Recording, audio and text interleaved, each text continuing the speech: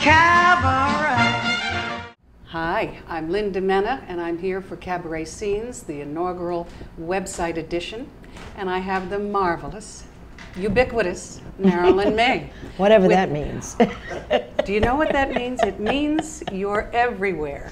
Thank you. These days, Marilyn, you are everywhere. We hope so. We try to be. Well, listen, it's about time, number one, and number two, you're handling it so beautifully, gracefully, and with such aplomb. It's been a thrill to watch you for these last 7 years, I think. You came into the Metropolitan Room, and I'll never forget it, because I was reviewing for Cabaret Scenes at that time the next show, and this throng of people came rushing out of the room. I couldn't imagine what had happened.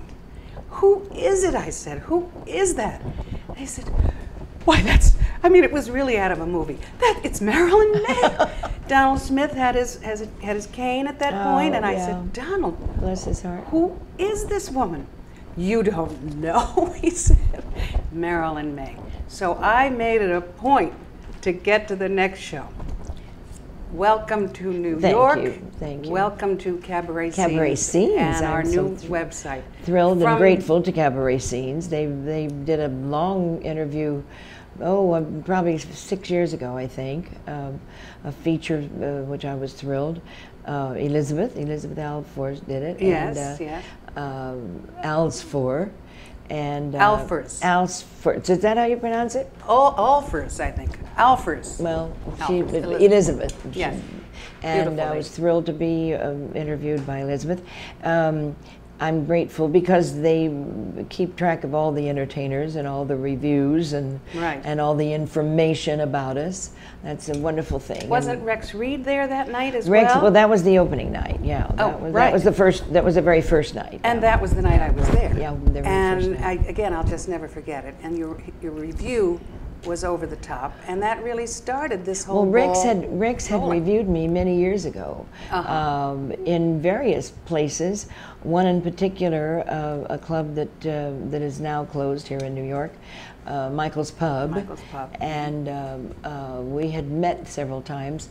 I was shocked that night because we had done the Mabel Mercer convention the year before in 2005. And my pianist, Billy Stritch, was working with me in the Middle West and all up and down in California, various places all over the country, not in New York. I had not been in New York for 16 years. Yeah. And but not retired. I was working. No, you were working, of course. And Billy said, you know, there's a new room that opened in 2006 after I had done that convention. Jerry Herman was at that convention, and I've done Dolly and Mame and his shows. So not on Broadway, but in various lovely theaters around the country. So when Billy said this new room opened in 2006. I think it would be a great room for you. There really wasn't any place right for me to work in New York until that time, or at least I felt that way. Yeah. So we came, and I thought there'd be 6 people there, and they were lined down the block. They were packed, and they were lined up down the street. It was fun. And from that time on, the reviews just kept coming in. And we just kept working. We kept working. When you say I'm still, I always say I'm singing, even though I do a lot of ballads, I'm really singing as fast as I can. So.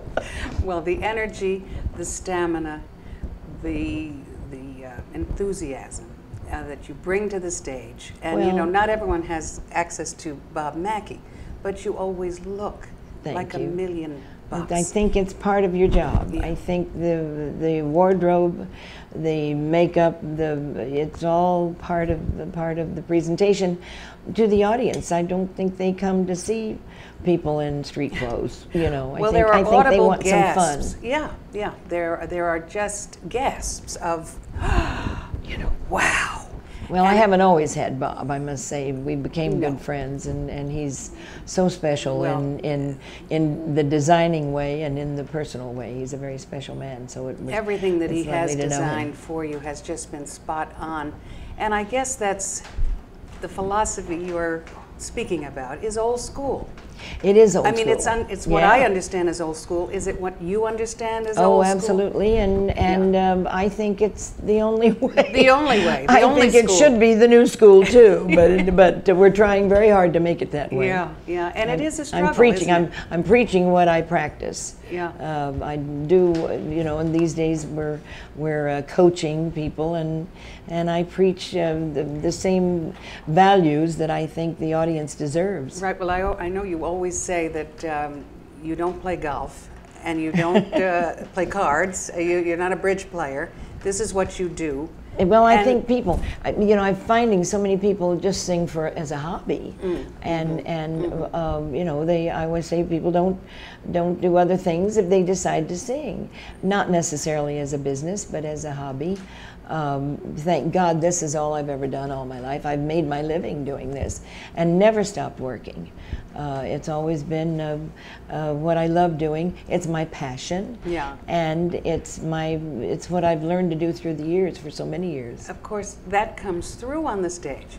The other thing that I think all the reviewers have found so extraordinary, truly, and Will Friedwald probably put it best when he said, this lady swings, she has the chops of a Broadway belter, yet the intimate connection with the cabarets. I'm just curious, where are you the most comfortable? I don't treat any venue differently. I didn't think so. The nightclub is one, you can have 120, 140 people there, or you can work the big theaters. And somebody said to me recently, because I work to the audience, not for them. I work, there's no fourth wall for me. I want to include that audience in the performance. I don't sing for myself, I sing for them. That's my job. And when you're in a theater, somebody said, well, how can you say to look in the people's eyes and sing to them and sing directly to their faces? And they said, but in a theater everything is dark. And I said, so it's called pretend? You pretend that you're looking in their faces. Well, I know you found this true in your master classes, because I've been there when there have been some Broadway people, and they do have that tendency to look straight.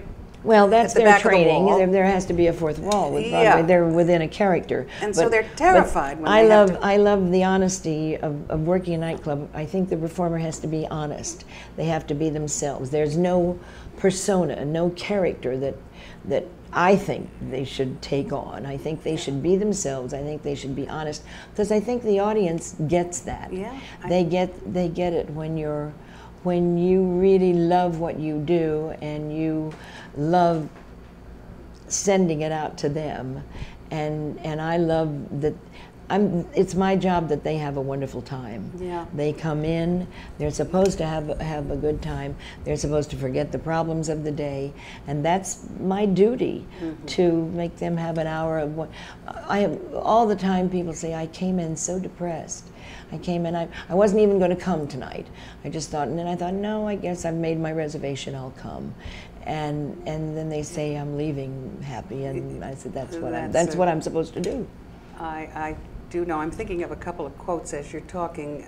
Nancy Lamotte, who called Cabaret a refuge, and it really, when it's a good performer for the audience, it and can for be. the performer too. Forget your troubles, come on, get happy, and come That's to right. the cabaret. That's right. The other thought that I had as you were speaking was Lainey Kazan, who said the most interesting thing about you is you. And I think we, as performers, we get caught up in whatever it is we get caught up ourselves. Right. Let's face it, we get caught up with ourselves, and we can't quite sometimes can't get beyond that. Once you do, that's when the fun begins. I think people are afraid to bear themselves, and be vulnerable. And actually, the vulnerability is important. Yeah. We just got through doing the Carson show, and I really never talked about me so much as I did this time, because it's me on the Carson show doing some of the shows. We showed clips, and I had a very good time talking about me. I don't approve of that. I think but this time I really had a good time telling my story, Well, and they did enjoy it, you know. Deserves so to be nice, told. Yeah. It's a spectacular story when you really think that you started so young back in Topeka, Kansas. Never done anything but this. To I've been Wichita, blessed. You had a mother who was not a Mama Rose, but she was very encouraging and very. That's right. I wonder what she'd think. She played piano. About your success now at this stage in your life. I wonder. She always used to say to me, "Don't you let me down." Did she ever so say? I hope I'm not letting her down. No, you're definitely not letting her down. But I do wonder if she, you know, coping with all these accolades. I know you pretty well, She Marilyn. might not like this very much. She might not. I do have a cousin, Joy Hodges, who was in the business, and she would love it. She would really be now, getting a kick out of this. She Yeah. would be thrilled. Yeah. She would be thrilled. She was a star with Universal a beauty. Studios. I happened to see her. You know, we can look up everything there is to look up about Joy you. Hodges was her name. Joy Hodges, yeah. And she starred in I'd Rather Be Right. She was the ingenue lead in I'd Rather Be Right with George M. Cohan. And then her last Broadway show was replacing Ruby Keeler in... wow, that's really, it's a was that major show? career. Yeah, I know the one you mean. I can't Anything think Goes. of it I was right trying to say now. Anything Goes. Well, do you feel there's anything that you really, on your bucket list, that you really would still love to do? I keep I saying know I want to travel some more, and yet the good news is we're getting so many requests to appear places that I checked your schedule out. I don't have time to travel. No. It scares me to book next April, but we have, of April of 2015, and we just got an inquiry about the fall of 2015. I hope I'm still here to do those engagements. You'll be here. And You'll still be singing. here. We hope so. And you keep singing that song and all the Good other times and wonderful bum songs. times. You've been there, and That's you're right. here. So thank you. Thank you, Marilyn. And love Just you. a pleasure. Thank you.